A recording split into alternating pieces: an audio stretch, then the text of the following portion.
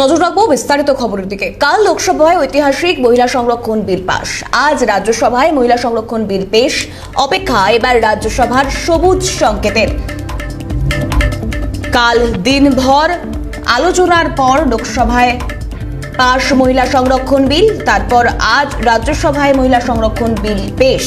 এবার অপেক্ষা রাজ্যসভার সবুজ সংকেতের।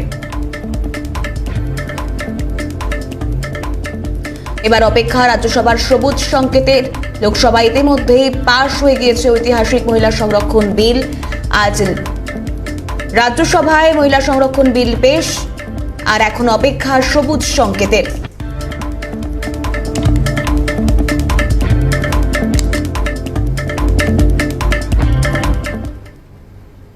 লোকসভায় মহিলা সংরক্ষণ বিল পাশ ইস্যু, ধন্যবাদ জ্ঞাপন বক্তব্যে প্রতিক্রিয়া প্রধানমন্ত্রীর।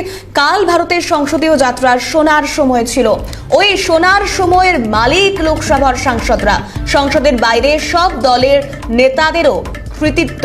মাতৃশক্তির আত্মবিশ্বাস এমন জায়গায় পৌঁছবে যা দেশকে অন্য মাত্রায় পরিপূর্ণ করবে। কি বললেন প্রধানমন্ত্রী, শুনুন।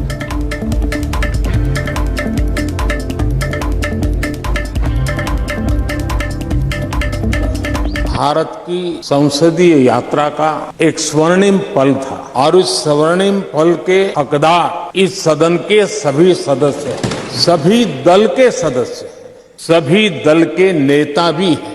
सदन में हो या वह सदन के बाहर हो, वे भी उतने ही हकदार हैं। और इसलिए मैं आज आपके माध्यम से इस बहुत महत्वपूर्ण निर्णय में और देश की मातृशक्ति में एक नई ऊर्जा भरने में ये कल का निर्णय, और आज राज्यसभा के बाद जब हम अंतिम पड़ाव भी पूरा कर लेंगे, देश की मातृशक्ति का जो मिजाज बदलेगा, जो विश्वास पैदा होगा, वो देश को नई ऊंचाइयों पर ले जाने वाली एक अकल्पनीय अप्रतिम शक्ति के रूप में उभरेगा।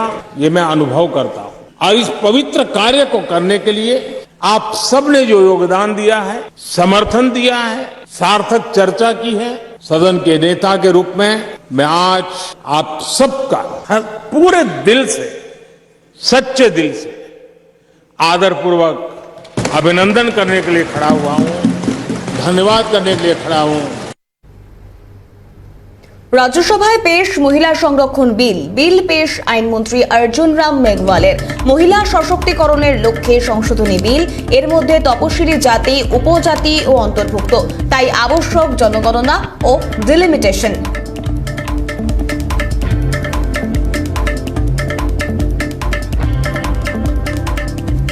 ये कॉन्स्टिट्यूशन अमेंडमेंट बिल है सर, और महत्वपूर्ण बिल है। महिला सशक्तिकरण की दिशा में एक बढ़ता हुआ कदम है, दुनिया को भी दिशा दिखाने वाला कदम है। अमृतकाल की बेला में भारत को विकसित भारत बनाने की दिशा में भी एक महत्वपूर्ण कदम है। आज जो मैं संविधान संशोधन जो बिल लेकर के आया हूं, उसके माध्यम से हम आर्टिकल 330 में एक अमेंडमेंट करेंगे, जोड़ा है। इसमें आप सदन अनुमति देगा तो उसमें जुड़ेगा। आर्टिकल 332 में एक सेक्शन इंसर्ट होगा। आर्टिकल 334 में एक सेक्टर इंसर्ट होगा। क्रमशः ये 33A, article 332A, article 334A, ये न्यू आर्टिकल होंगे संविधान में, जिसके माध्यम से लोकसभा और देश की सभी विधानसभाओं में 1/3 सीटें नारी शक्ति के लिए आरक्षित की जाएगी। ये बहुत बड़ा कदम है। ये रिजर्वेशन सर हॉरिजॉन्टल भी है और वर्टिकल भी है। इसमें SC/ST की महिलाओं को भी रिजर्वेशन है। इसलिए सेंसस आवश्यक है और डीलिमिटेशन आवश्यक है। संविधान के आर्टिकल 82 में पहले से ही प्रावधान है, डीलिमिटेशन की व्यवस्था दी गई है, और वो 2026 तक फ्रीज है। तो जैसे ये बिल पास होगा, सेंसस होगा, डीलिमिटेशन होगा, वो क्वासी जुडिशियल एक प्रक्रिया है सर। देखिए, कल लोकसभा में ऐतिहासिक पल थे, ऐतिहासिक क्षण भी था कि 27 वर्षों से लंबित वुमेन रिजर्वेशन बिल, नारी शक्ति वंदन और अभिनंदन कर रहे थे सभी सांसद। बहुत ऐतिहासिक पल, बहुत ही शानदार, सभी ने सहयोग भी दिया। कुछ लोगों ने इसको पॉलिटिकल करने का प्रयास भी किया, तो फिर जवाब भी सुना, लेकिन दो माननीय सांसदों को छोड़ करके सभी ने इसका समर्थन किया। हम इसका आभार प्रकट करते हैं। মহিলা সংরক্ষণের সবচেয়ে বড় সমর্থক রাজীব গান্ধী। পঞ্চায়েতের মাধ্যমে যার শুরু। মনমোহন সিং এর আমলে রাজ্যসভায় বিল পাশ হয়। 2014 বিজেপি এলে এত দিন তা করেনি কেন?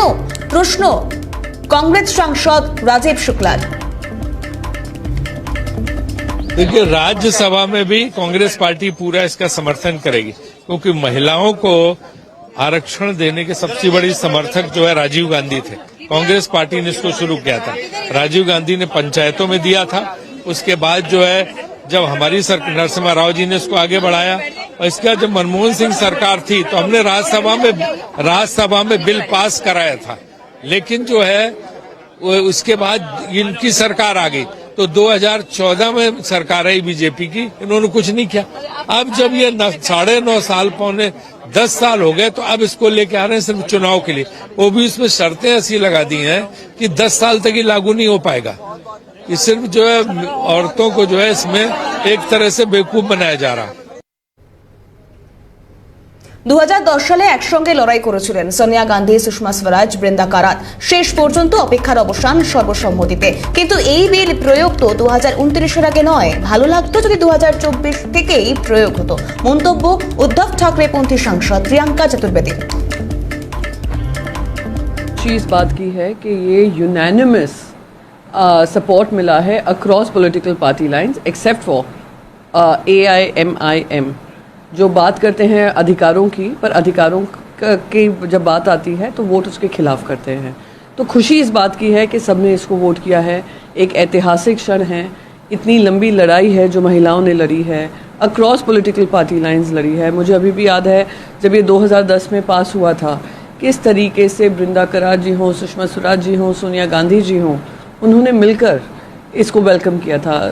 दुख है कि लोकसभा में वो पास नहीं हुआ था, इसलिए वो लड़ाई हम लड़े हैं।